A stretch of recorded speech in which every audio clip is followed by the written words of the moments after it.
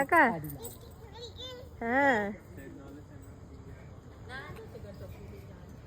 ఏం చేస్తున్నావు పన్నిక? పన్నిక వెయిట్ చేస్తున్నావా? వచ్చి పదండి వెళ్ళిపోదా. ఏ రా ఉండిపోయి రా పన్నిక రా నువ్వురా రావా మేము వెళ్ళిపోతున్నాం. పట్టుకో పట్టుకో పడిపోతావా? నన్ను పడుకోవాలి, నాకు తెలుసు లేదా.